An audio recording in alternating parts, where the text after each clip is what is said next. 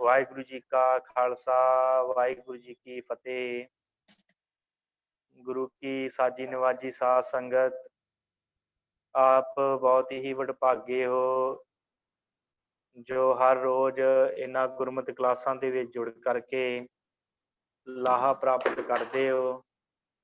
सतगुरां दी दया सदका ਆਪਾਂ ਧੰਨ ਗੁਰੂ ਗੋਬਿੰਦ ਸਿੰਘ ਮਹਾਰਾਜ ਸੱਚੇ ਪਾਤਸ਼ਾਹ ਜੀ ਦੀ ਪਾਵਨ ਬਾਣੀ ਸ੍ਰੀ ਜਾਪ ਸਾਹਿਬ ਦੀ ਵਿਚਾਰ ਅਤੇ ਸੰਥਿਆ ਆਰੰਭ ਕੀਤੀ ਹੈ, ਜਿਸ ਦੇ ਆਪਾਂ 20 ਬੰਦ ਜਿਹੜੇ ਉਹ ਵਿਚਾਰ ਵੀ ਲਏ ਹਨ ਤੇ ਉਹਨਾਂ ਦੀ ਸੰਥਿਆ ਵੀ ਜਿਹੜੀ ਹੈ ਉਹ ਕਰ ਚੁੱਕੇ ਹਾਂ। ਅੱਜ ਆਪਾਂ 21ਵਾਂ ਬੰਦ ਜੋ ਭੁਜੰਗ ਪ੍ਰਜਾਤ ਛੰਦ ਦੇ ਅੰਦਰ ਹੈ ਉਹਨੂੰ ਆਪਾਂ ਵਿਚਾਰਨਾ ਹੈ। तो आप सब संगत जुड़ चुके हो, आप सब का धन्यवाद। सो साध संगत जीओ, सतगुरु गुरु गोबिंद सिंह महाराज सच्चे पातशाह बख्शिश करते आ। सतगुरु कहते आ नमस्तस्त देवै नमस्तं अभेवै। देवै का अर्थ हुंदा है देवता, चानन रूप जिन्हों पूजिया जाता है। देवे का अर्थ चानन भी है ते हे परमेश्वर जी आप जी चानन स्वरूप देवतियां दे देवता हो। इस करके साडी आप जी नूं नमस्कार है। आप जी दे अगे साडा सीस झुकदा है कि आप जी सब तो वड्डे हो, देवतियां दे भी देवते हो, जां आप जी चानन प्रकाश हो।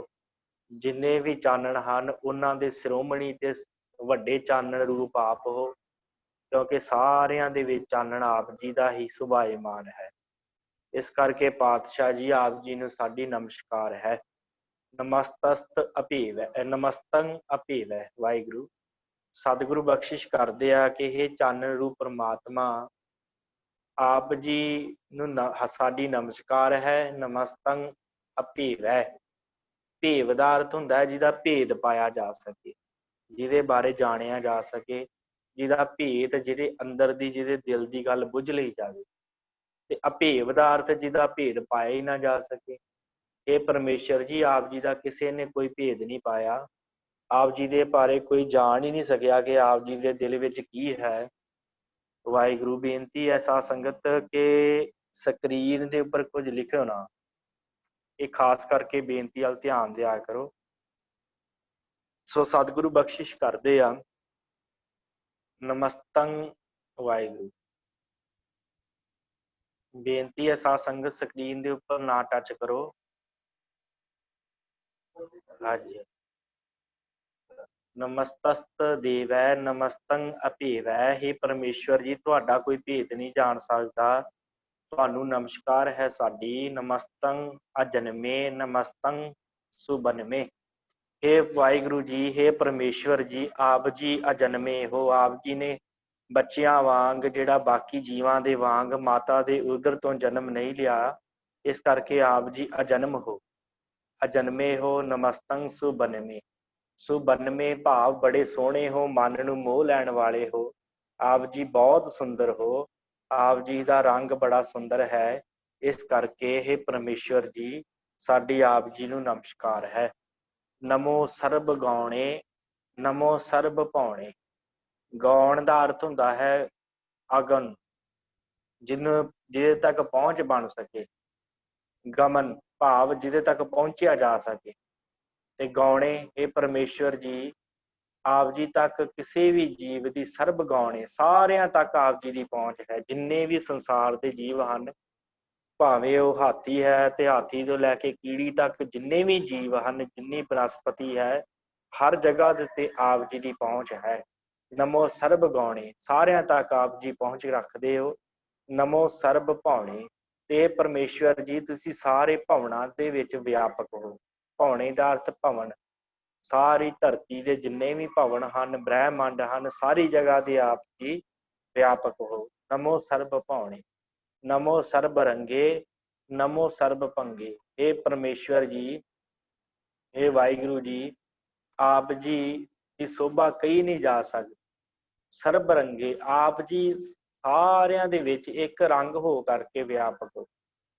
ਸਾਰਿਆਂ ਭਵਨਾਂ ਦੇ ਵਿੱਚ, ਸਾਰਿਆਂ ਰੰਗਾਂ ਦੇ ਵਿੱਚ ਆਪ ਹੀ ਹੋ। ਭਾਵ ਜਿੰਨੇ ਵੀ ਸ੍ਰਿਸ਼ਟੀ ਦੇ ਰੰਗ ਹਨ, ਜਿੰਨੇ ਵੀ ਸ੍ਰਿਸ਼ਟੀ ਦੇ ਸੰਸਾਰ ਦੇ ਜੀਵਾਂ ਦੇ ਸੁਭਾਅ ਹਨ, ਉਹਨਾਂ ਸੁਭਾਅ ਰੂਪੀ ਰੰਗਾਂ ਦੇ ਵਿੱਚ ਵੀ ਆਪ ਹੀ ਹੋ। ਤੇ ਇਹ ਸਾਰੀ ਸ੍ਰਿਸ਼ਟੀ ਦੇ ਜਿੰਨੇ ਵੀ ਰੰਗ ਹਨ, ਉਹਨਾਂ ਦੇ ਵਿੱਚ ਵੀ ਆਪ ਜੀ ਹੀ ਬਿਰਾਜਮਾਨ ਹੋ। ਇਸ ਕਰਕੇ ਸਾਡੀ ਆਪ ਜੀ ਨੂੰ ਨਮਸਕਾਰ ਹੈ। ਨਮੋ ਸਰਬ ਭੰਗੇ, ਹੇ ਪਰਮੇਸ਼ਵਰ ਜੀ, ਆਪ ਸਾਰਿਆਂ ਨੂੰ ਭੰਗ ਕਰਨ ਵਾਲੇ ਹੋ, ਖਤਮ ਕਰਨ ਵਾਲੇ ਹੋ, ਨਾਸ਼ ਕਰਨ ਵਾਲੇ। ਨਮੋ ਸਰਬ ਭੰਗੇ, ਇਸ ਕਰਕੇ ਸਾਡੀ ਆਪ ਜੀ ਨੂੰ ਨਮਸਕਾਰ ਹੈ। ਨਮੋ ਕਾਲ ਕਾਲੇ, ਨਮਸਤਸਤ ਦਇਆਲੇ, ਹੇ ਪਰਮੇਸ਼ਵਰ ਜੀ, ਤੁਸੀਂ ਕਾਲ ਦੇ ਵੀ ਕਾਲ ਹੋ। ਨਮੋ ਕਾਲ ਕਾਲੇ, ਕਾਲ ਦੇ ਵੀ ਕਾਲ। ਇਹ ਮੰਨਿਆ ਜਾਂਦਾ ਹੈ ਕਿ ਸ਼ਿਵ ਜੀ ਨੂੰ ਮਹਾਕਾਲ ਕਿਹਾ ਜਾਂਦਾ ਹੈ। ਪਰ ਹੇ ਪਰਮੇਸ਼ਵਰ ਜੀ, ਤੁਸੀਂ ਸ਼ਿਵ ਜੀ ਦਾ ਵੀ ਕਾਲ ਲੈ ਕੇ ਆਉਣ ਵਾਲੇ ਹੋ। ਤੁਸੀਂ ਸ਼ਿਵ ਵਰਗੇ ਨੂੰ ਵੀ ਖਤਮ ਕਰਨ ਵਾਲੇ ਹੋ। ਭਾਵ ਆਪ ਜੀ ਮੌਤ ਦੇ ਵਿਜੇ ਹੈ ਆਪ ਜੀ ਦੀ, ਕਿਉਂਕਿ ਮੌਤ ਨੂੰ ਪੈਦਾ ਹੀ ਤੁਸੀਂ ਕੀਤਾ। ਮੌਤ ਜਿਹੜੀ ਹੈ ਉਹ ਤੁਹਾਡੇ ਅਧੀਨ ਹੀ ਚੱਲ ਰਹੀ ਹੈ। ਇਸ ਕਰਕੇ ਆਪ ਜੀ ਨੂੰ ਨਮਸਕਾਰ ਹੈ। ਆਪ ਜੀ ਕਾਲਾਂ ਦੇ ਕਾਲ ਹੋ, ਭਾਵ ਮੌਤ ਨੂੰ ਵੀ ਆਪਣੇ ਅਧੀਨ ਰੱਖਿਆ ਹੈ ਆਪ ਜੀ ਨੇ। ਨਮਸਤਸਤ ਦਇਆਲੇ, ਇਹ ਪਰਮੇਸ਼ਵਰ ਜੀ, ਆਪ ਜੀ ਨੂੰ ਨਮਸਕਾਰ ਹੈ। ਆਪ ਜੀ ਦਇਆ ਦੇ ਘਰ ਹੋ। ਆਲਿਆ ਦਾ ਅਰਥ ਹੁੰਦਾ ਹੈ ਘਰ। ਦਇਆਲੇ, ਇਹ ਪਰਮੇਸ਼ਵਰ ਜੀ, ਤੁਸੀਂ ਦਇਆ ਦੇ ਘਰ ਹੋ। ਇਸ ਕਰਕੇ ਸਾਡੀ ਆਪ ਜੀ ਨੂੰ ਨਮਸਕਾਰ ਹੈ। ਨਮਸਤੰ ਅਬਰਨੇ, ਨਮਸਤੰ ਅਮਰਨੇ, ਨਮਸਤੰ ਅਬਰਨੇ। ਵਰਨ ਦਾ ਭਾਵ ਵਰਨ, ਜਿਹੜੇ 4 ਵਰਨ ਮੰਨੇ ਗਏ ਆ। ਇਹ ਪਰਮੇਸ਼ਵਰ ਜੀ, ਆਪ ਜੀ ਦਾ ਕੋਈ ਵਰਨ ਨਹੀਂ ਹੈ। ਅਬਰਨ ਹੋ ਤੁਸੀਂ, ਕਿਸੇ ਵੀ ਵਰਨ ਦੇ ਨਾਲ ਸੰਬੰਧ ਨਹੀਂ ਰੱਖਦੇ। ਕਿਸੇ ਵੀ ਤਰ੍ਹਾਂ ਦਾ ਕੋਈ ਵਰਨ ਜਿਹੜਾ ਹੈ ਉਹਦੇ ਵਿੱਚ ਨਹੀਂ ਆਉਂਦੇ। ਆਪ ਜੀ ਅਵਰਨ ਹੋ। ਨਮਸਤੰ ਅਮਰਨੇ, ਅਮਰਨ ਭਾਵ ਆਪ ਜੀ ਮੌਤ ਦੇ ਅਧੀਨ ਨਹੀਂ ਹੋ, ਸਗੋਂ ਮੌਤ ਆਪ ਜੀ ਦੇ ਅਧੀਨ ਹੈ। ਇਸ ਕਰਕੇ ਅਮਰਨ ਹੋ ਤੁਸੀਂ। ਐੜਾ ਗੇਤਰ ਲਾ ਕੇ, ਮਰਨ ਤੋਂ ਭਾਵ ਜਿਹੜਾ ਮਰ ਜਾਂਦਾ ਹੈ। ਅਮਰਨ, ਆਪ ਜੀ ਮਰਨ ਵਾਲੇ ਨਹੀਂ ਹੋ। ਇਸ ਕਰਕੇ ਆਪ ਜੀ ਨੂੰ ਸਾਡੀ ਨਮਸਕਾਰ ਹੈ। ਨਮਸਤੰ ਜਰਾਰੰ, ਨਮਸਤੰ ਕਿਰਤਾਰੰ। ਜਰਾਰੰ, ਜਰਾ ਦਾ ਅਰਥ ਹੁੰਦਾ ਹੈ ਬੁਢੇਪਾ। ਇਹ ਪਰਮੇਸ਼ਵਰ ਜੀ, ਆਪ ਜੀ ਨੂੰ ਬੁਢੇਪਾ ਨਹੀਂ ਆਉਂਦਾ। ਆਪ ਜੀ ਬੁਢੇਪੇ ਦੇ ਵੈਰੀ ਹੋ, ਕਿਉਂਕਿ ਸਰੀਰ ਨੂੰ ਬੁਢੇਪਾ ਆਉਣਾ ਹੈ, ਸਾਰੇ ਜੀਵਾਂ ਨੂੰ ਬੁਢੇਪਾ ਆਉਣਾ ਹੈ ਤੇ ਖਤਮ ਹੋਣਾ ਹੈ ਜੀਵਾਂ ਨੇ। ਪਰ ਪਰਮੇਸ਼ਵਰ ਜੀ, ਆਪ ਜੀ ਨੂੰ ਜਿਹੜਾ ਜਰਾ, ਬੁਢੇਪਾ ਜਿਹੜਾ, ਉਹ ਨਹੀਂ ਵਿਆਪਦਾ। ਜਰਾ ਰੰਗ, ਰੰਗ ਦਾ, ਅਰੰਗ ਦਾ ਅਰਥ ਹੁੰਦਾ ਵੈਰੀ। ਆਪ ਜੀ ਬੁਢੇਪੇ ਨੂੰ ਜਿੱਤਣ ਵਾਲੇ ਹੋ। ਬੁਢੇਪੇ ਦੇ ਉੱਤੇ ਆਪ ਜੀ ਦੀ ਜਿੱਤ ਹੈ। ਆਪ ਜੀ ਨੂੰ ਬੁਢੇਪਾ ਜਿਹੜਾ ਹੈ ਨਾ, ਉਹ ਵਿਆਪਦਾ ਨਹੀਂ। ਨਮਸਤੰ ਕਿਰਤਾਰੰ, ਆਪ ਜੀ ਸਤਿਗੁਰੂ ਜੀ, ਇਹ ਪਰਮੇਸ਼ਵਰ ਜੀ, ਆਪ ਕਰਤਾਰ ਰੂਪ ਹੋ ਸਾਰਿਆਂ ਜੀਵਾਂ ਦੇ। ਸਾਰਿਆਂ ਜੀਵਾਂ ਨੂੰ ਪੈਦਾ ਕਰਨ ਵਾਲੇ ਹੋ। ਇਸ ਕਰਕੇ ਆਪ ਜੀ ਕਿਰਤਾਰੰ, ਸਾਰਿਆਂ ਦੇ ਕਰਤਾ ਹੋ, ਸਾਰਿਆਂ ਨੂੰ ਬਣਾਉਣ ਵਾਲੇ ਹੋ। ਇਸ ਕਰਕੇ ਸਾਡੀ ਆਪ ਜੀ ਨੂੰ ਨਮਸਕਾਰ ਹੈ। ਨਮੋ ਸਰਬ ਧੰਦੇ, ਨਮੋ ਸਤ ਅਬੰਦੇ, ਇਹ ਪਰਮੇਸ਼ਵਰ ਜੀ, ਸਰਬ ਧੰਦੇ, ਸਾਰੇ ਦੁਨੀਆ ਦੇ ਜਿੰਨੇ ਵੀ ਕਾਰ ਵਿਹਾਰ ਹਨ, ਉਹ ਸਾਰੇ ਤੁਸੀਂ ਚਲਾ ਰਹੇ ਹੋ। ਨਮੋ ਸਰਬ ਧੰਦੇ, ਜਿੰਨੇ ਵੀ ਸੰਸਾਰ ਦੇ ਧੰਦੇ ਹਨ, ਜਿੰਨੇ ਵੀ ਕਾਰ ਵਿਹਾਰ ਹੁਣ ਚੱਲ ਰਹੇ ਹਨ, ਉਹ ਸਾਰੇ ਹੀ ਆਪ ਜੀ ਦੇ ਅਧੀਨ ਹਨ। ਇਸ ਕਰਕੇ ਸਾਡੀ ਆਪ ਜੀ ਨੂੰ ਨਮਸਕਾਰ ਹੈ। ਨਮੋ ਸਤ ਅਬੰਦੇ, ਨਮੋ ਸਤ, ਇੱਥੇ ਨਮੋ ਸਤ ਦਾ ਅਰਥ ਵੀ ਹੈ ਨਮੋ ਸਤ, ਸਤ ਹਸਤੀ ਵਾਲੇ ਪਰਮੇਸ਼ਵਰ ਜੀ, ਆਪ ਸਤ ਹੋ। ਆਪ ਜੀ ਦੀ ਹੋਂਦ ਸਦੀਵੀ ਹੈ। ਅਬੰਦੇ, ਆਪ ਜੀ ਬੰਧਨਾਂ ਤੋਂ ਰਹਿਤ। ਆਪ ਜੀ ਨੂੰ ਕਿਸੇ ਤਰ੍ਹਾਂ ਦਾ ਕੋਈ ਬੰਧਨ ਨਹੀਂ ਹੈ। ਆਪ ਜੀ ਬੰਧਨਾਂ ਤੋਂ ਰਹਿਤ ਹੋ, ਸਤ ਹੋਂਦ ਵਾਲੇ ਹੋ। ਇਸ ਕਰਕੇ ਸਾਡੀ ਆਪ ਜੀ ਨੂੰ ਨਮਸਕਾਰ ਹੈ। हे ਪਰਮੇਸ਼ਵਰ ਜੀ। ਵਾਹਿਗੁਰੂ।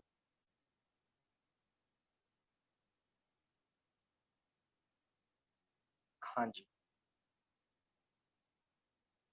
ਨਮਸਤੰ ਨਿਰਸਾਕੇ, ਨਮਸਤੰ ਨਿਰਬਾਕੇ।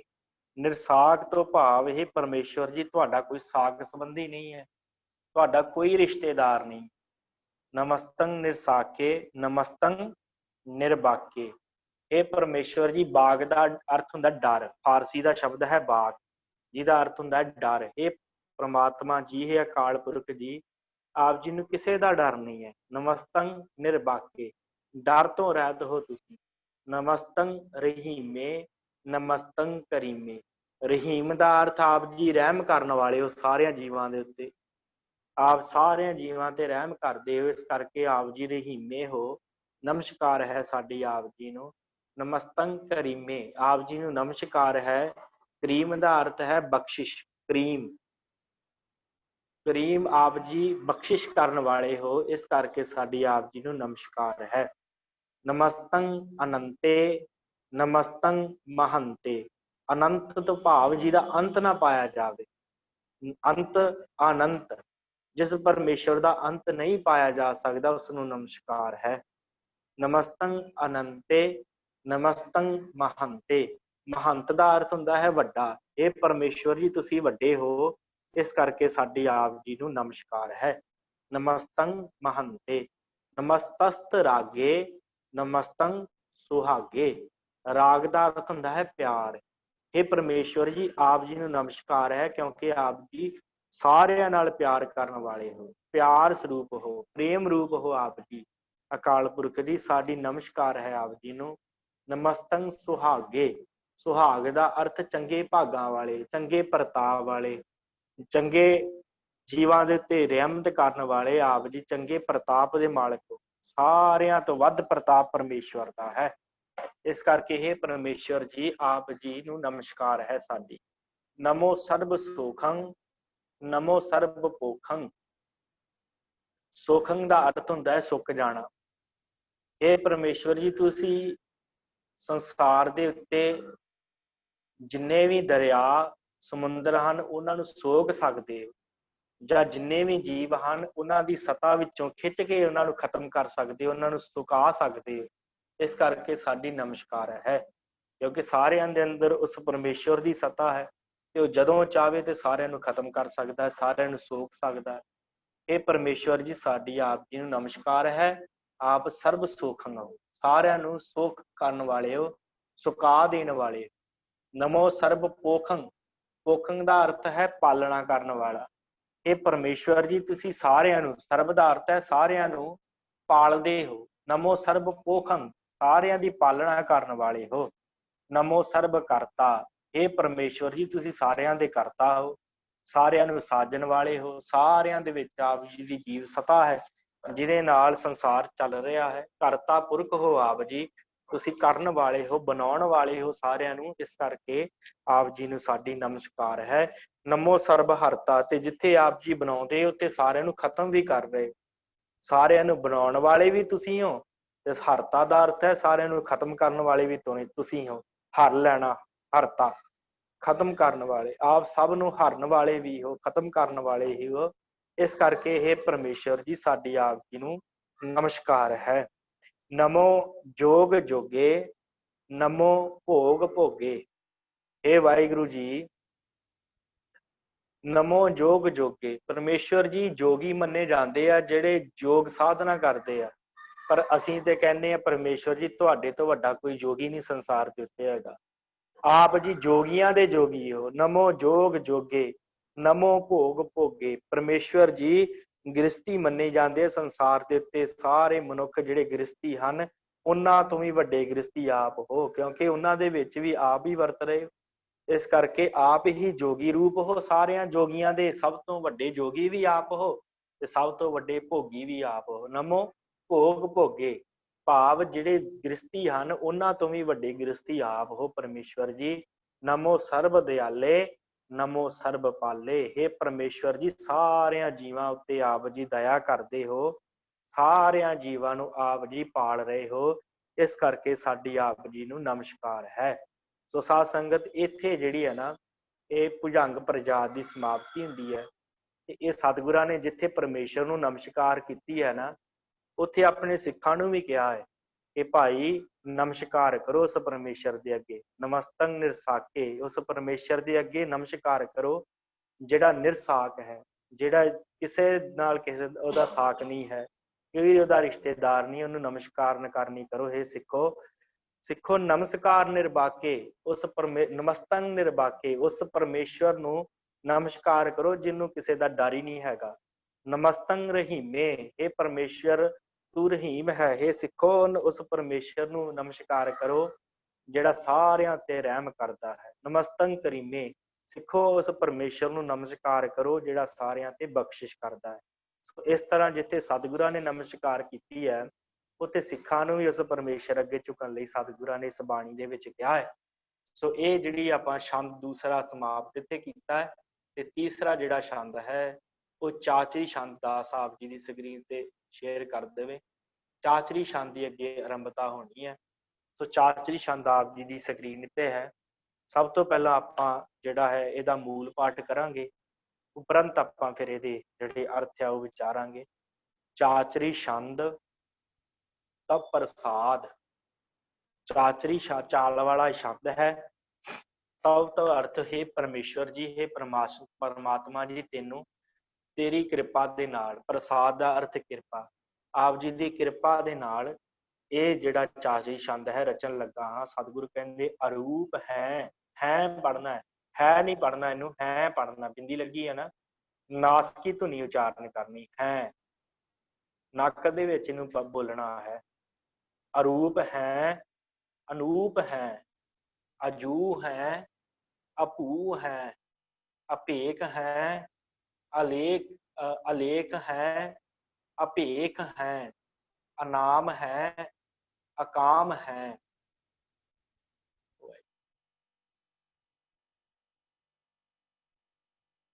ਅਨਾਮ ਹੈ, ਅਕਾਮ ਹੈ, ਅਤੇ ਹੈ, ਅਭੇ ਹੈ, ਅਜੀਤ ਹੈ, ਅਪੀਤ ਹੈ, ਤ੍ਰਿਮਾਨ ਹੈ, ਨਿਧਾਨ ਹੈ, त्रिवर्ग है, असर्ग है, अनील है, अनाद है, अजेय है, आजाद है, अजन्म है, अवर्ण है, अपूत है, अपर्ण है, अगंज है, अपंज है, अचूज है, अचंज है।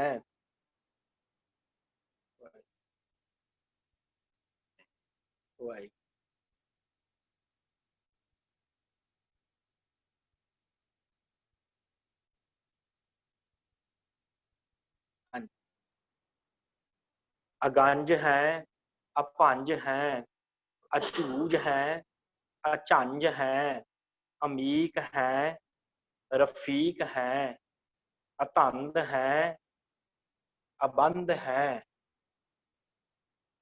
निर्बूज है, असूज है, अकाल है, अजाल है, अलाह है, अजाह है, अनंत है, महंत है।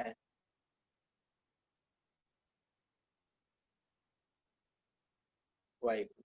हाँ जी। अलीक है, निरसरीक है, निर्लंब है, असंभ है, अगम है, अजम है, अपूत है, अछूत है, अलोक है, अशोक है, अकर्म है, अपरम है।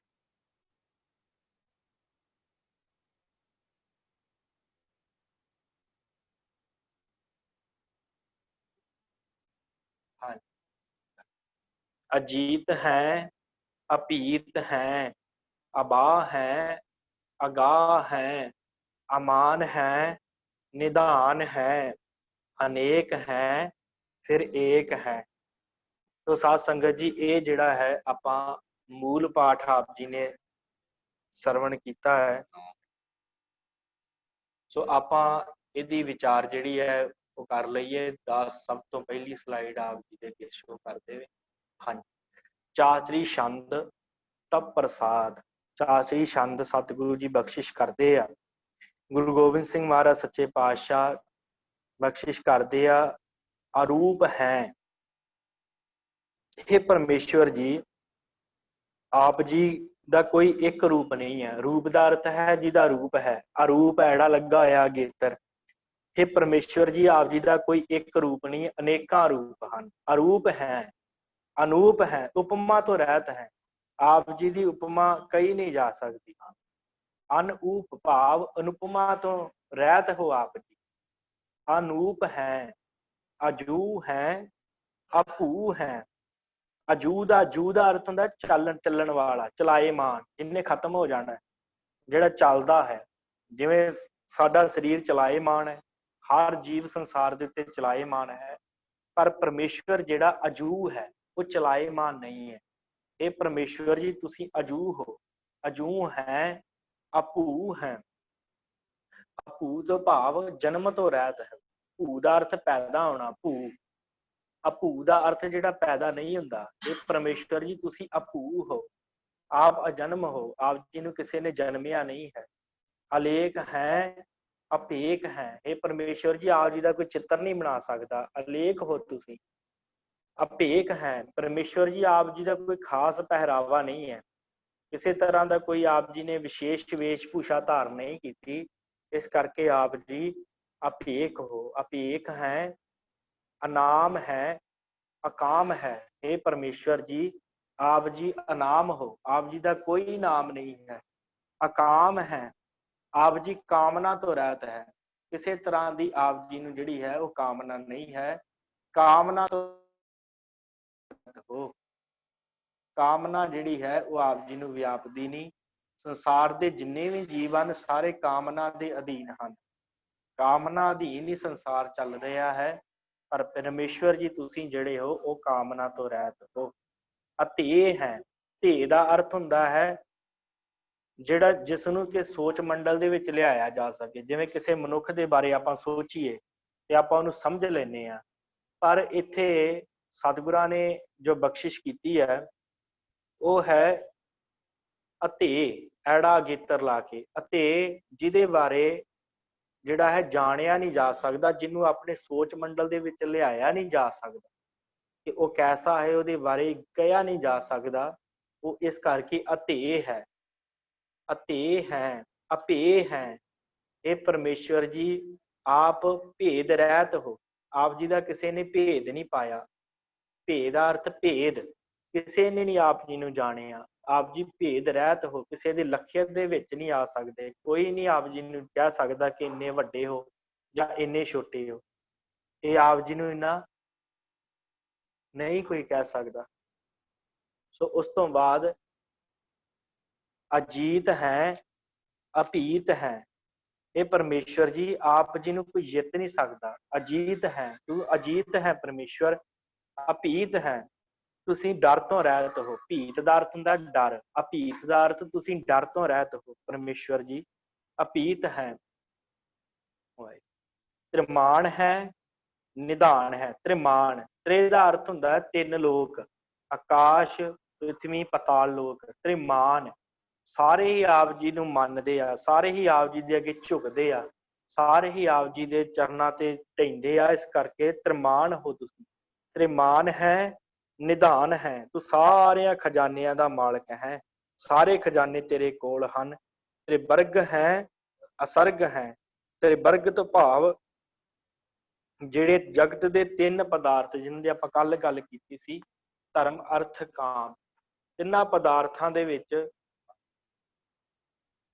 ਧਰਮ, ਅਰਥ, ਕਾਮ ਸੰਸਾਰ ਦੇ ਹਨ।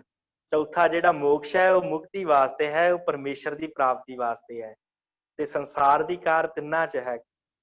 ਸੋ ਸਤਿਗੁਰੂ ਜੀ ਕਹਿੰਦੇ ਹਨ ਪਰਮੇਸ਼ਵਰ ਜੀ ਤ੍ਰਿਵਰਗ ਹੋ ਤੁਸੀਂ, ਤੁਹਾਨੂੰ ਇਹ ਜਿਹੜੇ ਤਿੰਨ ਹਨ ਨਾ ਇਹ ਵਿਆਪਦੇ ਨੇ, ਤਿੰਨ ਪਦਾਰਥ ਸੰਸਾਰ ਦੇ। ਅਸਰਗ, ਇਹ ਪਰਮੇਸ਼ਵਰ ਜੀ ਤੁਸੀਂ ਅਸਰਗ ਹੋ। ਅਸਰਗ ਤੋਂ ਭਾਵ ਸਾਧ ਸੰਗਤ ਜਿਹਨੂੰ ਪੈਦਾ ਨਾ ਕੀਤਾ ਜਾ ਸਕੇ।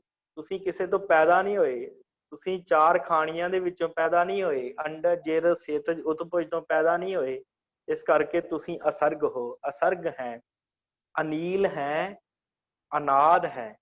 ਇਹ ਪਰਮੇਸ਼ਵਰ ਜੀ ਅਨਿਲ ਦਾ ਅਰਥ ਹੁੰਦਾ ਹਵਾ। ਤੁਸੀਂ ਸਾਰਿਆਂ ਜੀਵਾਂ 'ਚ ਹਵਾ ਰੂਪੀ ਜੀਵ ਸਤਾ ਜਿਹੜੀ ਹੈ ਨਾ ਉਹਦੇ ਨਾਲ ਸਾਰੇ ਸੰਸਾਰ ਨੂੰ ਚਲਾ ਰਹੇ ਹੋ। ਸਾਰਿਆਂ ਦੀ ਜਿੰਦ ਦਾ ਆਸਰਾ ਤੁਸੀਂ ਹੋ ਹਵਾ ਰੂਪ ਹੋ ਕਰਕੇ, ਕਿਉਂਕਿ ਹਵਾ ਖਤਮ ਹੋ ਗਈ, ਆਕਸੀਜਨ ਖਤਮ ਹੋ ਗਈ, ਜੀਵ ਖਤਮ, ਤੇ ਹਵਾ ਕਿਹਦੇ ਕੰਟਰੋਲ 'ਚ? ਉਸ ਪਰਮੇਸ਼ਵਰ ਦੇ।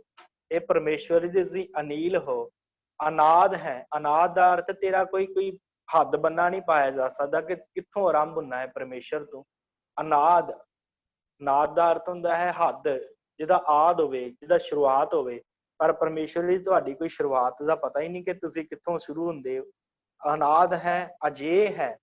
ਅਜੇ ਦਾ ਅਰਥ ਹੈ ਅਜਿੱਤ ਹੈ ਤੂੰ। ਅਜੇ, ਅਜੇ, ਜੇ ਦਾ ਅਰਥ ਹੁੰਦਾ ਜਿੱਤਣਾ। ਅਜਿੱਤ ਹੈ ਪਰਮੇਸ਼ਵਰ ਤੂੰ, ਆਜ਼ਾਦ ਹੈ। ਆਜ਼ਾਦ ਦਾ ਅਰਥ ਹੈ ਅੱਜ ਆਦ, ਭਾਵ ਅਜਨਮ ਹੈ, ਭਾਵ ਤੂੰ ਜਨਮ ਤੋਂ ਰਹਿਤ ਹੈ। ਅੱਜ ਆਦ, ਅੱਜ ਦਾ ਅਰਥ ਹੁੰਦਾ ਅਜਨਮ, ਜ ਦਾ ਅਰਥ ਜਨਮ। ਤੂੰ ਆਜ਼ਾਦ ਹੈ ਪਰਮਾਤਮਾ, ਤੂੰ ਐਸਾ ਹੈ ਕਿ ਤੇਰਾ ਕੋਈ ਹੱਦ ਬੰਦਾ ਨਹੀਂ ਪਾਇਆ ਜਾ ਸਕਦਾ। ਤੂੰ ਅਜਨਮ ਹੈ, ਤੂੰ ਅਜਿੱਤ ਹੈ। ਅਜਨਮ ਹੈ, ਅਬਰਨ ਹੈ। ਇਹ ਪਰਮੇਸ਼ਵਰ ਜੀ, ਤੁਹਾਨੂੰ ਕਿਸੇ ਨੇ ਜਨਮ ਨਹੀਂ ਦਿੱਤਾ, ਤੁਸੀਂ ਜਨਮ ਲੈ ਕੇ ਆਉਣ ਵਾਲੇ ਨਹੀਂ ਹੋ। ਅਬਰਨ ਹੈ ਪਰਮੇਸ਼ਵਰ ਜੀ, ਤੁਸੀਂ ਰੰਗ ਕਰਕੇ, ਜਾਤ ਭੇਦ ਕਰਕੇ ਕੋਈ ਖੱਤਰੀ, ਬ੍ਰਾਹਮਣ, ਸੂਦ, ਵੈਸ਼ ਨਹੀਂ ਹੋ। ਤੁਸੀਂ ਵਰਨਾਂ ਦੇ ਵਿੱਚ ਨਹੀਂ ਆਉਂਦੇ। ਕਿਸੇ ਤਰ੍ਹਾਂ ਦਾ ਕੋਈ ਆਪ ਜੀ ਦਾ ਖਾਸ ਵਰਨ ਨਹੀਂ ਹੈ। ਅਭੂਤ ਹੈ, ਅਭੂਤ ਦਾ ਅਰਥ ਹੈ ਸਾਧ ਸੰਗਤ ਉਹ ਪੰਜ ਤੱਤ ਜਿਹੜੇ ਸੰਸਾਰ ਦੇ ਹਨ, ਜਿਨ੍ਹਾਂ ਤੋਂ ਅਸੀਂ ਬਣੇ ਆ, ਸਾਰਾ ਸੰਸਾਰ ਬਣਿਆ ਹੋਇਆ ਹੈ। ਪਰਮੇਸ਼ਰ ਜਿਹੜਾ ਅਭੂਤ ਹੈ ਉਹ ਇਹਨਾਂ ਪੰਜਾਂ ਤੱਤਾਂ ਤੋਂ ਨਹੀਂ ਬਣਿਆ ਹੋਇਆ।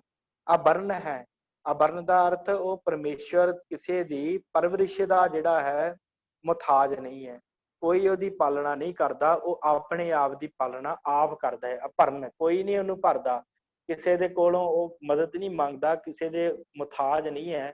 ਜਿਵੇਂ ਜੀਵਾਂ ਦੇ ਕੋਈ ਭੀੜ ਬਣਦੀ ਹੈ ਤੇ ਸਾਡਾ ਪਾਲਣਹਾਰ ਕੌਣ ਬਣਦਾ? ਪਰਮੇਸ਼ਵਰ।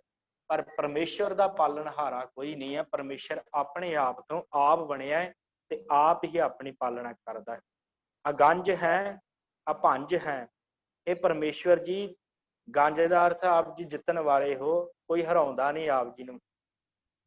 ਅਗੰਜ ਹੈ, ਅਭੰਜ ਹੈ, ਆਪ ਜੀ ਨੂੰ ਕੋਈ ਤੋੜ ਨਹੀਂ ਸਕਦਾ।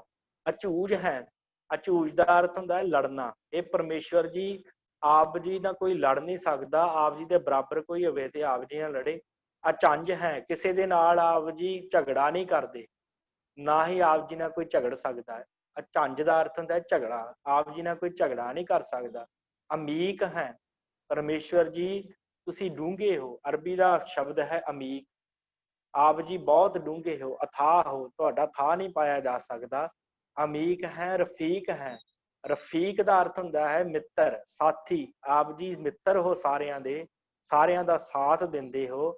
ਅਧੰਦ ਹੈ, ਇਹ ਪਰਮੇਸ਼ਵਰ ਜੀ ਤੁਸੀਂ ਧੰਦ ਝੰਬੇਲਿਆਂ ਦੇ ਵਿੱਚ ਨਹੀਂ ਫਸਦੇ, ਅਧੰਦ ਹੋ। ਸੰਸਾਰ ਦੇ ਜੀਵਾਂ ਦੇ ਵਾਂਗ ਆਪ ਜੀ ਕਿਸੇ ਧੰਦਿਆਂ ਦੇ ਵਿੱਚ ਨਹੀਂ ਫਸਦੇ, ਆਪ ਜੀ ਅਧੰਦ ਹੋ। ਅਬੰਧ ਹੈ, ਹੈ ਪਰਮੇਸ਼ਵਰ ਜੀ ਜਗਤ ਦੇ ਬੰਧਨਾਂ ਤੋਂ ਪਰੇ ਹੈ। ਪਰਮੇਸ਼ਵਰ ਜੀ ਤੁਸੀਂ ਜਗਤ ਦੇ ਬੰਧਨਾਂ ਦੇ ਵਿੱਚ ਨਹੀਂ ਆਉਂਦੇ। ਨਿਰਬੂਝ ਹੈ, ਨਿਰਬੂਝ, ਹੈ ਪਰਮੇਸ਼ਵਰ ਜੀ ਕੋਈ ਤੈਨੂੰ ਬੁੱਝ ਨਹੀਂ ਸਕਦਾ ਕਿ ਤੂੰ ਕਿੱਡਾ ਵੱਡਾ ਹੈ, ਕਿੱਡਾ ਛੋਟਾ ਹੈ, ਕੋਈ ਤੇਰੀ ਲਖਿਅਤਾ ਨਹੀਂ ਕਰ ਸਕਦਾ। ਅਬੂਝ ਹੈ, ਅਸੂਝ ਹੈ, ਤੂੰ ਸਮਝ ਤੋਂ ਪਰੇ ਹੈ ਪਰਮੇਸ਼ਵਰ ਜੀ, ਕਿਸੇ ਦੀ ਸਮਝ ਚ ਨਹੀਂ ਆਉਣ ਵਾਲਾ। ਅਸੂਝ ਹੈ, ਕਿਸੇ ਦੀ ਸੋਝੀ ਚ ਨਹੀਂ ਆਉਣ ਵਾਲਾ। ਅਕਾਲ ਹੈ, ਹੇ ਪਰਮੇਸ਼ਵਰ ਜੀ ਤੁਸੀਂ ਕਾਲ ਦੇ ਉੱਤੇ ਜਿੱਤ ਪ੍ਰਾਪਤ ਹੈ ਤੁਹਾਨੂੰ, ਕੋਈ ਵੀ ਤੁਹਾਨੂੰ ਜਿਹੜਾ ਕਾਲ ਪੋਹ ਨਹੀਂ ਸਕਦਾ। ਤੁਸੀਂ ਅਕਾਲ ਰੂਪ ਹੋ। ਅਜਾਲ ਹੈ, ਤੇ ਤੁਸੀਂ ਮਾਇਆ ਦੇ ਜਾਲ ਦੇ, ਮਾਇਆ ਦੇ ਬੰਧਨਾਂ ਤੋਂ ਪਰੇ ਹੋ। ਕਿਸੇ ਵੀ ਮਾਇਆ ਦਾ ਜੰਜਾਲ ਤੁਹਾਨੂੰ ਜਿਹੜਾ ਉਹ ਪੋਹ ਨਹੀਂ ਸਕਦਾ। ਅਜਾਲ ਹੋ ਤੁਸੀਂ। ਅੱਲਾਹ ਹੈ, ਹੇ ਪਰਮੇਸ਼ਵਰ ਤੂੰ ਅੱਲਾਹ ਹੈ। ਅੱਲਾਹ ਦਾ ਅਰਥ ਅਲੱਭ, ਜਿਹਨੂੰ ਲੱਭਿਆ ਨਾ ਜਾ ਸਕੇ। ਪਰਮੇਸ਼ਵਰ ਜੀ ਤੁਹਾਨੂੰ ਲੱਭਿਆ ਨਹੀਂ ਜਾ ਸਕਦਾ, ਤੁਸੀਂ ਅਲੱਭ ਹੋ। ਭਾਵ ਪਰਮੇਸ਼ਵਰ ਹਰ ਥਾਂ ਤੇ ਹੈ, ਪਰ ਉਹ ਲੱਭਿਆ ਨਹੀਂ ਜਾ ਸਕਦਾ। ਇਸ ਮਨੁੱਖੀ ਅੱਖ ਦੇ ਨਾਲ ਇਹਨਾਂ ਪੰਜਾਂ ਇੰਦਰੀਆਂ ਦੇ ਨਾਲ ਉਹਨੂੰ ਲੱਭਿਆ ਨਹੀਂ ਜਾ ਸਕਦਾ। ਅਜਾਹ ਹੈ, ਜਾ ਦਾ ਅਰਥ ਹੁੰਦਾ ਜਗ੍ਹਾ। ਇਹ ਪਰਮੇਸ਼ਵਰ ਜੀ ਤੁਹਾਡੀ ਕੋਈ ਖਾਸ ਜਗ੍ਹਾ ਨਹੀਂ ਹੈ, ਜਿਸ ਜਗ੍ਹਾ ਦੇ ਉੱਤੇ ਤੁਸੀਂ ਬੈਠੇ ਹੋ ਤੇ ਤੁਹਾਨੂੰ ਲੱਭ ਲਿਆ ਜਾਏ। ਅਨੰਤ ਹੈ, ਇਹ ਪਰਮੇਸ਼ਵਰ ਜੀ ਤੁਸੀਂ ਅਨੰਤ ਹੋ, ਬੇਅੰਤ ਹੋ, ਤੁਹਾਡੇ ਤੱਕ ਪਹੁੰਚ ਨਹੀਂ ਬਣ ਸਕਦੀ। ਸਾਰੇ ਜਗ੍ਹਾ ਦੇ ਉੱਤੇ ਸੁਭਾਏਮਾਨ ਹੋ ਤੁਸੀਂ, ਬੇਅੰਤ ਹੋ। ਮਹੰਤ ਹੈ, ਮਹੰਤ ਦਾ ਅਰਥ ਹੈ ਪਰਮੇਸ਼ਵਰ ਜੀ ਤੁਸੀਂ ਵੱਡੇ ਹੋ, ਤੁਸੀਂ ਸਾਰਿਆਂ ਤੋਂ ਵੱਡੇ ਹੋ ਤੇ ਸਾਰਿਆਂ ਨੂੰ ਪਾਲਣ ਵਾਲੇ ਹੋ, ਸਾਰਿਆਂ ਦਾ ਮੁੱਢ ਹੋ, ਤੇ ਤੁਹਾਨੂੰ ਜਿਹੜਾ ਲੱਭਿਆ ਨਹੀਂ ਜਾ ਸਕਦਾ, ਕਿਉਂਕਿ ਤੁਸੀਂ ਹਰ ਜਗ੍ਹਾ ਦੇ ਉੱਤੇ ਵਿਰਾਜਮਾਨ ਹੋ, ਹਰ ਜਗ੍ਹਾ ਦੇ ਉੱਤੇ ਤੁਸੀਂ ਹੀ ਵਿਆਪਕ ਹੋ। ਵਾਹਿਗੁਰੂ। ਅਲੀਕ ਹੈ, ਨਿਰਸਰੀਕ ਹੈ। ਅਲੀਕ, ਆਪ ਜੀ ਨੂੰ ਲਿਖਿਆ ਨਹੀਂ ਜਾ ਸਕਦਾ, ਹੱਦਾਂ ਬੰਨੇ ਨਹੀਂ ਖਿੱਚਿਆ ਜਾ ਸਕਦੇ ਕਿ ਇੰਨਾ ਪਰਮੇਸ਼ਰ ਹੈ, ਇੰਨਾ ਨਹੀਂ ਹੈ। ਕਿਸੇ ਤਰ੍ਹਾਂ ਦਾ ਕੋਈ ਹੱਦ ਬੰਨਾ ਨਹੀਂ ਹੈ ਆਪ ਜੀ ਦਾ। ਅਲੀਕ ਹੈ, ਨਿਰਸਰੀਕ ਹੈ। ਪਰਮੇਸ਼ਰ ਜੀ ਤੁਹਾਡਾ ਕੋਈ ਸ਼ਰੀਕਾ ਵੀ ਨਹੀਂ ਹੈ, ਤੁਹਾਡਾ ਕੋਈ ਵੀ ਮਿੱਤਰ, ਭਾਵੇਂ ਕਿ ਸੰਸਾਰ ਦੇ ਸਾਰੇ ਮਨੁੱਖ ਉਸ ਪਰਮੇਸ਼ਰ ਦੇ ਅੱਗੇ ਝੁਕਦੇ ਆ, ਪਰ ਉਹ ਪਰਮੇਸ਼ਰ ਦਾ ਕੋਈ ਮਿੱਤਰ, ਕੋਈ ਪਰਮੇਸ਼ਰ ਦਾ ਜਿਹੜਾ ਸ਼ਰੀਕ ਉਹ ਨਹੀਂ ਹੈ। ਨਿਰਸਰੀਕ ਹੈ, ਨਿਰਲੰਭ ਹੈ, हे परमेश्वर जी अलंब ਦਾ ਅਰਥ ਹੁੰਦਾ ਆਸਰਾ। ਤੂੰ ਕਿਸੇ ਨੂੰ ਆਸਰਾ ਨਹੀਂ ਕਿਸੇ ਦਾ ਲੈਂਦਾ, ਤੂੰ ਨਿਰਲੰਭ ਹੈ, ਕਿਸੇ ਦੇ ਆਸਰੇ ਦੀ ਆਸ ਨਹੀਂ ਰੱਖਦਾ। ਅਸੰਭ ਹੈ, हे परमेश्वर जी ਆਪ ਜੀ ਦੇ ਹੱਦ ਬੰਨਾ ਜਿਹੜਾ ਉਹ ਨਹੀਂ ਵਿਚਾਰਿਆ ਜਾ ਸਕਦਾ, ਤੇ ਆਪ ਜੀ ਦੀ ਸੰਭਾਵਨਾ ਕਿਸੇ ਦੇ ਵਿਚਾਰ ਕਿਸੇ ਦੇ ਖਿਆਲ ਵਿੱਚ ਨਹੀਂ ਆਉਂਦੇ। ਆਪ ਜੀ ਅਸੰਭ ਹੋ, ਆਪ ਜੀ ਦੀ ਸੰਭਾਵਨਾ ਦੇ ਬਾਰੇ ਕੋਈ ਨਹੀਂ ਕਹਿ ਸਕਦਾ ਕਿ ਪਰਮੇਸ਼ਰ ਕੈਸਾ ਹੈ। ਅਸੰਭ ਹੈ, ਅਗੰਮ ਹੈ, ਅਜਮ ਹੈ। ਇਹ ਪਰਮੇਸ਼ਰ ਜੀ ਤੂੰ ਪਹੁੰਚ ਤੋਂ ਪਰੇ ਹੈ। ਅਗੰਮ ਅਜਮ ਭਾਵ ਆਪ ਜੀ ਜਨਮ ਤੋਂ ਰਹਿਤ ਹੋ। ਅਛੂਤ ਹੈ, ਇਹ ਪਰਮੇਸ਼ਰ ਜੀ ਤੂੰ ਛੂਤ ਤੋਂ ਰਹਿਤ ਹੈ, ਛੂਇਆ ਨਹੀਂ ਜਾ ਸਕਦਾ ਤੈਨੂੰ। ਇਹ ਪਰਮੇਸ਼ਰ ਅਭੂਤ ਹੈ, ਅਛੂਤ ਹੈ। ਅਭੂਤ ਤੋਂ ਭਾਵ ਆਪ ਜੀ ਪੰਜਾਂ ਤੱਤਾਂ ਤੋਂ ਨਹੀਂ ਬਣੇ ਹੋਏ। ਅਛੂਤ ਤੋਂ ਭਾਵ ਪਰਮੇਸ਼ਰ ਤੁਹਾਨੂੰ ਕੋਈ ਛੂਹ ਨਹੀਂ ਸਕਦਾ। ਅਲੋਕ ਹੈ, ਇਹ ਪਰਮੇਸ਼ਰ ਜੀ ਅਲੋਕ ਭਾਵ ਅਦ੍ਰਿਸ਼ਟ ਹੈ ਤੂੰ।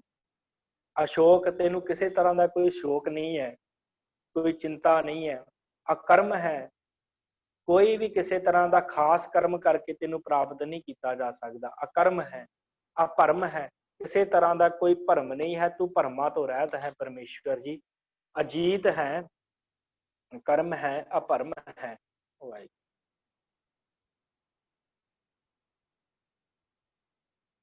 ਹਾਂਜੀ, ਅਜੀਤ ਹੈ, ਅਪੀਤ ਹੈ। ਇਹ ਪਰਮੇਸ਼ਵਰ ਜੀ ਤੈਨੂੰ ਕੋਈ ਜਿੱਤ ਨਹੀਂ ਸਕਦਾ। ਅਪੀਤ ਤੂੰ ਡਰ ਤੋਂ ਰਹਿਤ ਹੈ। ਅਬਾਹ, ਇਹ ਪਰਮੇਸ਼ਵਰ ਜੀ ਤੁਸੀਂ ਇੱਕ ਪਰਬਤ ਦੇ ਵਾਂਗ ਖੜੇ ਹੋ, ਸਥਿਰ ਹੋ, ਤੁਹਾਨੂੰ ਕੋਈ ਹਿਲਾ ਨਹੀਂ ਸਕਦਾ। ਅਗਾਹ ਹੈ, ਇਹ ਪਰਮੇਸ਼ਵਰ ਤੂੰ ਇੰਨਾ ਥਾਹ ਸਮੁੰਦਰ ਹੈ ਕਿ ਤੇਰਾ ਕੋਈ ਥਾਹ ਨਹੀਂ ਪਾ ਸਕਦਾ। ਅਗਾਹ ਦਾ ਅਰਥ ਹੁੰਦਾ ਹੈ ਥਾਹ, ਗਾਹ ਦਾ ਅਰਥ ਹੁੰਦਾ ਗਾਉਣਾ ਭਾਵ ਥਾਹ ਪਾਉਣਾ, ਜਾਣ ਲੈਣਾ। ਤੇ ਅਗਾਹ ਦਾ ਅਰਥ ਜਿਹਦਾ ਥਾਹ ਨਾ ਪਾਇਆ ਜਾ ਸਕੇ। ਜਿਸ ਪਰਮੇਸ਼ਵਰ ਜੀ ਆਪ ਜੀ ਦਾ ਕੋਈ ਥਾਹ ਨਹੀਂ ਪਾ ਸਕਦਾ, ਆਪ ਇੰਨੇ ਡੂੰਘੇ ਹੋ।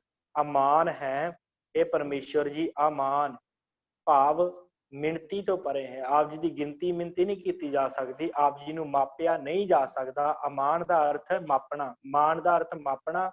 ਪਰਮੇਸ਼ਵਰ ਜੀ ਆਪ ਜੀ ਨੂੰ ਕੋਈ ਮਾਪ ਨਹੀਂ ਸਕਦਾ, ਮਾਪ ਤੋਂ ਤੁਸੀਂ ਰਹਿਤ ਹੋ। ਨਿਧਾਨ ਹੈ, ਇਹ ਪਰਮੇਸ਼ਵਰ ਤੂੰ ਖਜ਼ਾਨਾ ਹੈ, ਤੂੰ ਗੁਣਾ ਦਾ ਖਜ਼ਾਨਾ ਹੈ, ਪਦਾਰਥਾਂ ਦਾ ਖਜ਼ਾਨਾ ਹੈ। ਅਨੇਕ ਹੈ, ਇਹ ਪਰਮੇਸ਼ਵਰ ਜੀ ਸਾਰਿਆਂ ਦੇ ਵਿੱਚ ਸੁਭਾਈਮਾਨ ਤੂੰ ਅਨੇਕ ਹੈ, ਦਿਖ ਰਿਹਾ ਹੈ ਫਿਰ ਏਕ ਹੈ। ਤੇ ਜਦੋਂ ਸਾਰੀ ਸ੍ਰਿਸ਼ਟੀ ਨੇ ਤੂੰ ਇਕੱਠਾ ਕਰਕੇ ਆਪਣੇ ਰੂਪ ਦੇ ਵਿੱਚ ਆ ਜਾਣਾ ਤੇ ਤੂੰ ਫਿਰ ਇੱਕ ਬਣ ਜਾਣਾ। ਨਿਰਗੁਣ ਰੂਪ ਦੇ ਵਿੱਚ ਤੂੰ ਇੱਕ ਹੈ ਤੇ ਸਰਗੁਣ ਰੂਪ ਦੇ ਵਿੱਚ ਤੂੰ ਅਨੇਕ ਹੈ। ਅਨੇਕ ਹੈ ਫਿਰ ਏਕ ਹੈ। ਤੋ ਸਾਧ ਸੰਗਤ ਇਸ ਤਰ੍ਹਾਂ ਇਸ ਪੌੜੀ ਦੇ ਅੰਦਰ ਸਤਿਗੁਰਾਂ ਨੇ ਵਾਹਿਗੁਰੂ ਇਸ ਛੰਦ ਦੇ ਅੰਦਰ ਸਤਿਗੁਰਾਂ ਨੇ ਚਾਚਰੀ ਛੰਦ ਦੇ ਅੰਦਰ ਬਖਸ਼ਿਸ਼ ਕੀਤੀ ਹੈ ਕਿ ਉਹ ਪਰਮੇਸ਼ਵਰ ਦੀ ਬੇਅੰਤਤਾ ਤੇ ਕਈ ਸ਼ਬਦ ਜਿਹੜੇ ਉਹ ਵਾਰ-ਵਾਰ ਆ ਰਹੇ ਆ ਤੇ ਸਤਿਗੁਰਾਂ ਨੇ ਇਹੀ ਬਖਸ਼ਿਸ਼ ਕੀਤੀ ਹੈ ਕਿ ਭਾਈ ਉਹ ਐਸਾ ਬੇਅੰਤ ਪਰਮੇਸ਼ਵਰ ਹੈ, ਉਹਨੂੰ ਇਸ ਤਰ੍ਹਾਂ ਯਾਦ ਕਰਨਾ ਕਰੋ, ਉਹਦੇ ਗੁਣ ਗਾਏ ਆ, ਨਮਸਕਾਰਾਂ ਕੀਤੀਆਂ ਤੇ ਸਿੱਖ ਨੂੰ ਵੀ ਉਸ ਪਰਮੇਸ਼ਵਰ ਨੂੰ ਨਮਸਕਾਰ ਕਰਨੀ ਚਾਹੀਦੀ ਹੈ। ਸੋ ਹੁਣ ਗਿਆਨੀ ਪਰਮਜੀਤ ਸਿੰਘ ਜੀ ਆਪ ਜੀ ਨਾਲ ਕੁਝ ਕੁ ਸਮਾਂ ਜਿਹੜਾ ਉਹ ਇਹਨਾਂ 5 ਬਾਣੀਆਂ ਦੇ ਉੱਪਰ ਜੋ ਅੰਮ੍ਰਿਤ ਦੀਆਂ 5 ਬਾਣੀਆਂ ਹਨ ਉਹਨਾਂ ਦੇ ਬਾਰੇ ਵਿਚਾਰ ਚਰਚਾ ਕਰਨਗੇ। ਸੋ ਗਿਆਨੀ ਜੀ ਗਿਆਨੀ ਪਰਮਜੀਤ ਸਿੰਘ ਦਾਸ ਦੀ ਫਤਿਹ ਪ੍ਰਵਾਨ ਕਰੋ। ਵਾਹਿਗੁਰੂ ਜੀ ਕਾ ਖਾਲਸਾ, ਵਾਹਿਗੁਰੂ ਜੀ ਕੀ ਫਤਿਹ। ਵਾਹਿਗੁਰੂ ਜੀ ਕਾ ਖਾਲਸਾ, ਵਾਹਿਗੁਰੂ ਜੀ ਕੀ ਫਤਿਹ। ਆਪ ਜੀ ਗਿਆਨੀ ਲਖਬੀਰ ਸਿੰਘ ਜੀ ਪਾਸੋਂ ਜਾਪ ਸਾਹਿਬ ਸੰਥਿਆ ਅਰਥਾਂ ਸਮੇਤ ਜੋ ਹੈ ਉਹ ਸ਼ਰਵਣ ਕਰ ਰਹੇ ਸੀ। ਬੜੇ ਦਿਨਾਂ ਤੋਂ ਨਿਤਨੇਮ ਦੀਆਂ ਬਾਣੀਆਂ ਦੇ ਬਾਰੇ ਜੋ ਹੈ ਉਹ ਵਿਚਾਰ ਕਰਨੀ ਸੀ। ਇੱਕ ਨਿਤਨੇਮ ਦੀਆਂ ਬਾਣੀਆਂ ਜਾਂ ਮੈਂ ਦੂਜੇ ਸ਼ਬਦਾਂ ਵਿੱਚ ਕਹਾਂ ਤੇ ਅੰਮ੍ਰਿਤ ਦੀਆਂ ਜਿਹੜੀਆਂ ਬਾਣੀਆਂ ਹਨ, ਇਹ ਬੜਾ ਜ਼ਰੂਰੀ ਹੈ ਕਿਉਂਕਿ ਬੜਾ ਹੀ ਪੁੱਛਿਆ ਜਾਂਦਾ ਹੈ ਵਾਰ-ਵਾਰ ਕਿ ਗੁਰੂ ਸਾਹਿਬ ਨੇ ਅੰਮ੍ਰਿਤ ਵੇਲੇ, ਅੰਮ੍ਰਿਤ ਸੰਚਾਰ ਵੇਲੇ ਇਹੀ 5 ਬਾਣੀਆਂ ਜਿਹੜੀਆਂ ਨੇ ਉਹ ਕਿਉਂ ਪੜ੍ਹੀਆਂ, ਕਿਉਂ ਇਹਨਾਂ 5 ਬਾਣੀਆਂ ਨੂੰ ਪੜ੍ਹ ਕੇ ਜਿਹੜਾ ਹੈ ਉਹ ਅੰਮ੍ਰਿਤ ਤਿਆਰ ਕੀਤਾ ਗਿਆ। ਬੜੇ ਵਿਦਵਾਨਾਂ ਨੇ ਇਹਦੇ ਬਾਰੇ ਬੜੀ ਵੱਖ-ਵੱਖ ਰਾਏ ਜਿਹੜੀ ਉਹ ਰੱਖੀ ਹੈ ਕਿ ਇਹਦਾ ਆਹ ਕਾਰਨ ਸੀ, ਇਹਦਾ ਆਹ ਕਾਰਨ ਸੀ। ਪਰ ਜਿੱਥੋਂ ਤੱਕ ਕਿਉਂਕਿ ਹਰ ਬੰਦੇ ਦੀ ਆਪਣੀ ਇੱਕ ਸੋਚ ਹੈ, ਉਸੇ ਸੋਚ ਦੇ ਅਨੁਸਾਰ ਉਹ ਉਸ ਬਾਣੀ ਦੇ ਅਰਥ ਵੀ ਕਰਦਾ ਹੈ, ਉਸੇ ਅਨੁਸਾਰ ਚੀਜ਼ਾਂ ਉਹ ਅੱਗੇ ਪਿੱਛੇ ਜਾਂ ਜੋ ਵੀ ਕਹਿ ਲਈਏ। ਕਿਉਂਕਿ ਜਦੋਂ ਜਪਜੀ ਸਾਹਿਬ ਬਾਣੀ ਨੂੰ ਪੜ੍ਹਿਆ ਗਿਆ ਖੰਡੇ ਬਾਟੇ ਦਾ ਅੰਮ੍ਰਿਤ ਤਿਆਰ ਕਰਨ ਵੇਲੇ, ਇੱਕ ਤਰਤੀਬ ਵੀ ਬਾਣੀਆਂ ਨੂੰ ਦਿੱਤੀ ਗਈ ਕਿ ਪਹਿਲਾਂ ਜਪਜੀ, ਫਿਰ ਜਾਪ, ਫਿਰ ਤਵ ਪ੍ਰਸਾਦ ਸਵਈਏ, ਫਿਰ ਚੌਪਈ ਸਾਹਿਬ ਤੇ ਫਿਰ ਆਨੰਦ ਸਾਹਿਬ ਸੰਪੂਰਨ। ਇਹ ਤਰਤੀਬ ਵੀ ਦਿੱਤੀ ਗਈ ਤੇ ਇਹ ਬਾਣੀਆਂ ਵੀ ਪੜ੍ਹੀਆਂ ਗਈਆਂ।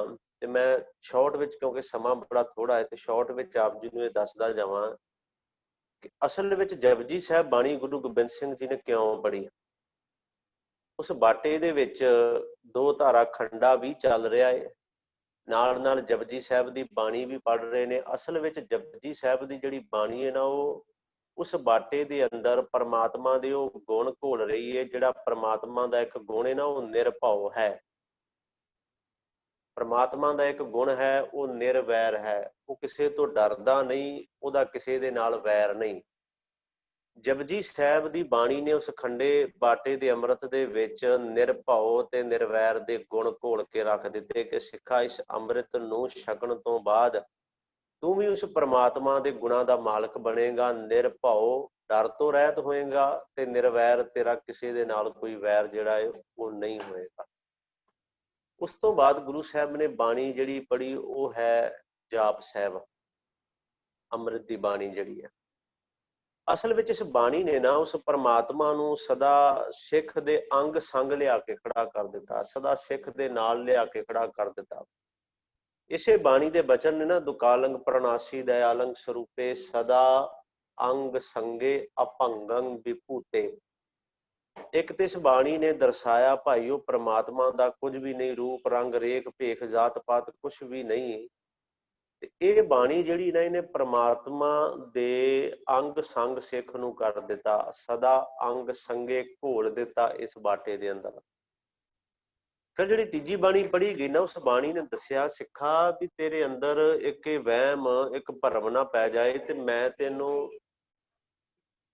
ਤੈਨੂੰ ਇਹ ਦੱਸ ਦਿਆਂ ਕਿ ਜਿਹੜੀ ਤਵ ਪ੍ਰਸਾਦ ਸਵਈਏ, ਸੁਦਾ ਸਵਈਏ ਵੀ ਅਸੀਂ ਕਹਿੰਦੇ ਹਾਂ, ਸਰਾਵਕ ਸੁਧ ਸਮੂਹ ਸਿਧਾਨ ਵਾਲੇ, ਇਹਦੇ ਅੰਦਰ ਗੁਰੂ ਸਾਹਿਬ ਨੇ ਆਖਿਆ, ਕਹਿੰਦੇ ਮਾਤੇ ਮਤੰਗ ਜ਼ਰੇ ਜ਼ਰ ਸੰਗ ਅਨੂਪ ਉਤੰਗ ਸੁਰੰਗ ਸਵਾਰੇ। ਕਿ ਐਡੇ ਵੱਡੇ ਵੱਡੇ ਬਾਦਸ਼ਾਹ, ਜਿਨ੍ਹਾਂ ਦੇ ਇੰਨੇ ਘੋੜੇ ਜਿਨ੍ਹਾਂ ਦੇ ਕੋਲ ਹੋਣ, ਜਿਹੜੇ ਹਾਥੀ ਕੋਲ ਹੋਣ, ਹੀਰੇ ਜਵਾਹਰਾਤਾਂ ਦੇ ਨਾਲ ਜੜੇ ਹੋਣ, ਵੇਖੋ ਬੜੇ ਬਲਵਾਨ ਰਾਜੇ। ਪਰ ਇਸ ਬਾਣੀ ਨੇ ਸਮਝਾ ਦਿੱਤਾ, ਸਿੱਖਾ ਇਹ ਗੱਲ ਸਮਝ ਲੈ ਕਿ ਅੰਤ ਕੋ ਨਾਂਗੇ ਹੀ ਪਾਏ ਪਧਾਰੇ। ਕਿ ਅੰਤ ਵੇਲੇ ਜਿਹੜਾ ਏ ਉਹ ਨਾਂਗੇ ਆਵਣ ਨਾਂਗੇ ਜਾਣਾ, ਨੰਗੇ ਪੈਰੀ ਆਇਆ ਤੇ ਨੰਗੇ ਪੈਰੀ ਜਾਣਾ ਪਏਗਾ। ਫਿਰ ਕਹਿੰਦੇ ਚੌਪਈ, ਇਸ ਬਾਣੀ ਦਾ ਨਾਮ ਅਸਲ ਵਿੱਚ ਬੇਨਤੀ ਚੌਪਈ ਹੈ। ਬੇਨਤੀ, ਅਮਰੀ ਕਰੋ ਹਾਥ ਦਾ ਰੱਛਾ, ਪੂਰਨ ਹੋਏ ਚਿੱਤ ਕੀ ਇੱਛਾ। ਕਿਹੜੀ ਤਵ ਚਰਨਾਂ ਮਨ ਰਹੇ ਹਮਾਰਾ, ਕਿ ਤੇਰੇ ਚਰਨਾਂ ਵਿੱਚ ਮੇਰਾ ਮਨ ਜਿਹੜਾ ਉਹ ਟਿਕਿਆ ਰਹੇ।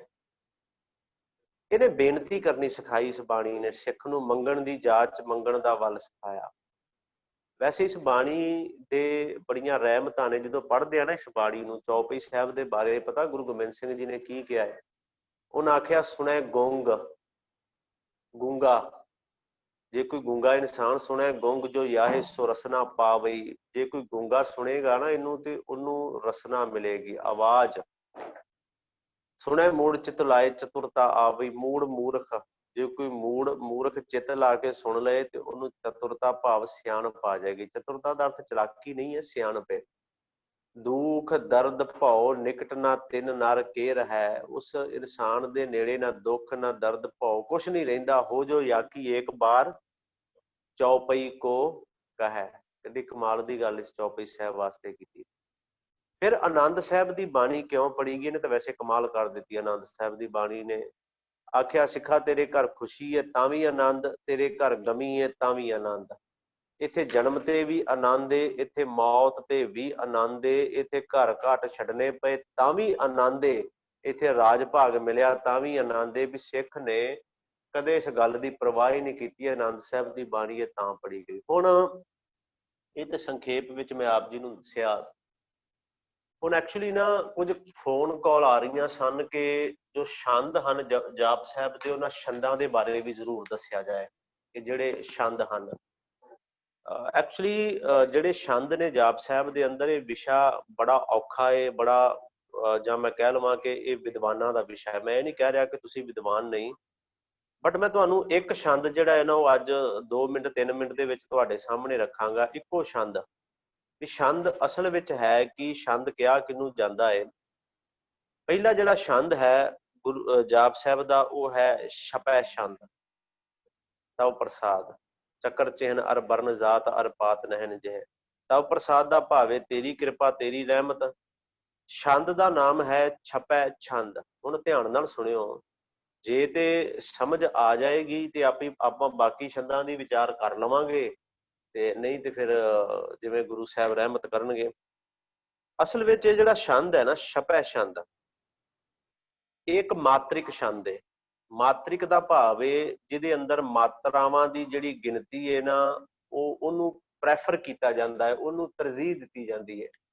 ਮਾਤਰਿਕ ਛੰਦ, ਮਾਤਰਿਕ ਮਾਤਰਾਵਾਂ ਗਿਣਤੀ ਦੀਆਂ। ਹੁਣ ਇਹ ਧਿਆਨ ਨਾਲ ਸੁਣੋ, ਛਪੈ ਛੰਦ ਇਹ ਇੱਕ ਮਾਤਰਿਕ ਛੰਦ ਹੈ। ਇਹਦੇ ਅੰਦਰ ਜਿਹੜਾ ਹੈ ਮਾਤਰਾ ਵੱਲ ਬੜਾ ਧਿਆਨ ਦਿੱਤਾ ਜਾਂਦਾ ਹੈ, ਮਾਤਰਾਵਾਂ ਵੱਲ। ਇਸ ਛੰਦ ਦੀਆਂ 6 ਤੁਕਾਂ ਹੁੰਦੀਆਂ ਨੇ। ਹੁਣ ਤੁਸੀਂ ਆਪਾਂ ਛਪੈ ਛੰਦ ਪੜ੍ਹੋਗੇ, ਉਹਦੀਆਂ 6 ਤੁਕਾਂ ਨੇ। ਤੁਕਾਂ ਮਤਲਬ ਲਾਈਨ ਜਿਹਨੂੰ ਅਸੀਂ ਕਹਿ ਦਿੰਦੇ ਹਾਂ, 6 ਤੁਕਾਂ ਨੇ ਇਹਦੀਆਂ।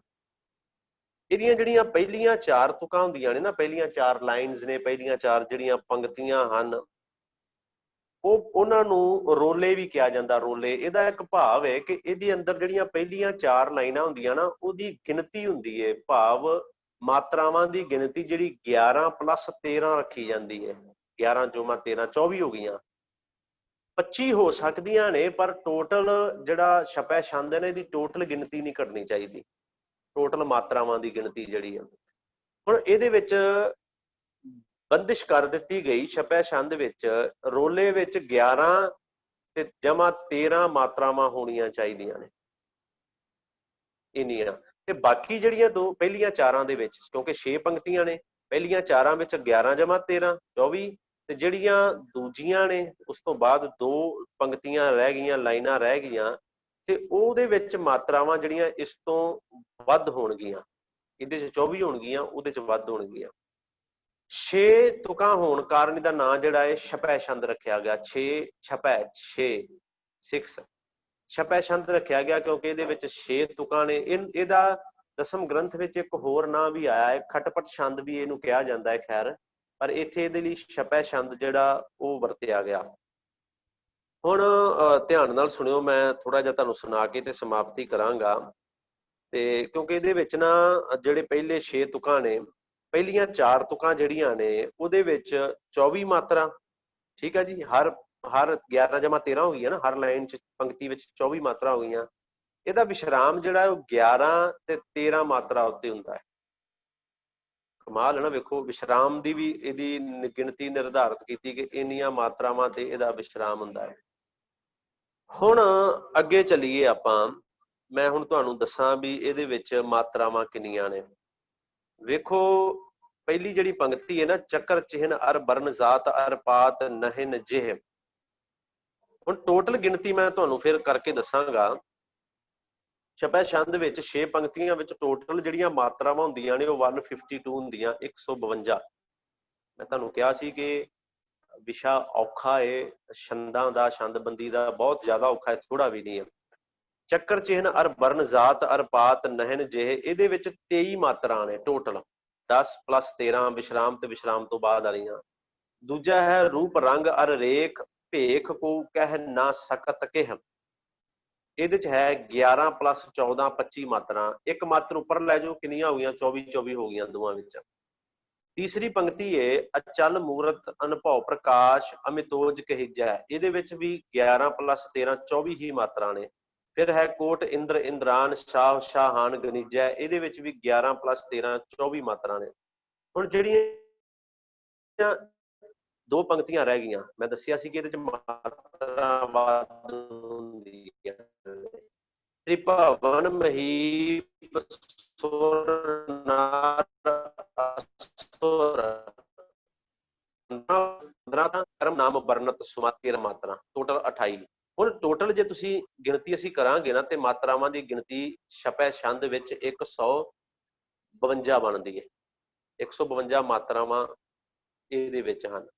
ਹੁਣ ਮੇਰੀ ਗੱਲ ਤੁਸੀਂ ਸਮਝ ਗਏ ਹੋਗੇ ਕਿ ਇਹ ਔਖਾ ਕੰਮ ਹੈ ਛੰਦਬੰਦੀ ਦਾ।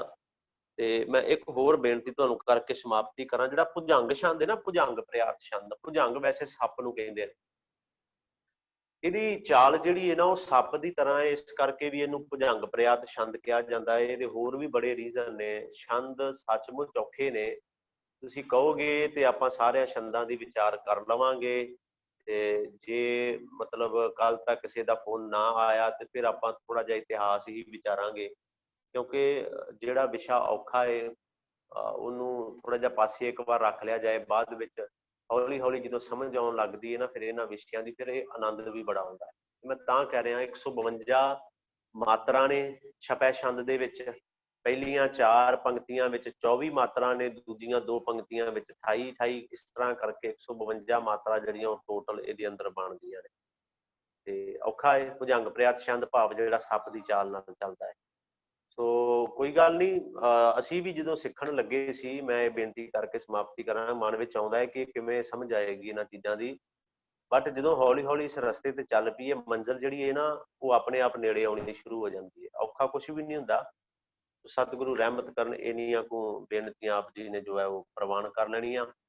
ਮਾਈਕ ਆਪ ਜੀ ਦੇ ਜਿਹੜੇ ਉਹ ਆਨ ਹੋ ਚੁੱਕੇ ਨੇ, ਤੇ ਜੇ ਕਿਸੇ ਦਾ ਵੀ ਕੋਈ ਸਵਾਲ ਹੈ ਤੇ ਆਪ ਜੀ ਆਪਣਾ ਮਾਈਕ ਆਨ ਕਰਕੇ ਪੁੱਛ ਸਕਦੇ ਹੋ ਜੀ, ਅੱਜ ਦੇ ਸੰਬੰਧ ਦੇ ਵਿੱਚ ਹੀ ਹੋਏ ਤਾਂ ਜ਼ਿਆਦਾ ਬੈਟਰ ਹੈ। ਕੋਈ ਹੋਰ ਸਵਾਲ ਵੀ ਹੋਏਗਾ ਤਾਂ ਜਵਾਬ ਦੇਣ ਦੀ ਕੋਸ਼ਿਸ਼ ਜ਼ਰੂਰ ਕਰਾਂਗੇ ਜੀ। ਹਾਂਜੀ, ਬਾਤ ਕਰੋ। ਵਾਹਿਗੁਰੂ ਜੀ, ਕਿਸੇ ਦਾ ਕੋਈ ਸਵਾਲ ਹੈ? ਤੁਸੀਂ ਆਪਣਾ ਮਾਈਕ ਆਨ ਕਰਕੇ ਤੇ ਸਵਾਲ ਜਿਹੜਾ ਉਹ ਪੁੱਛ ਸਕਦੇ ਹੋ।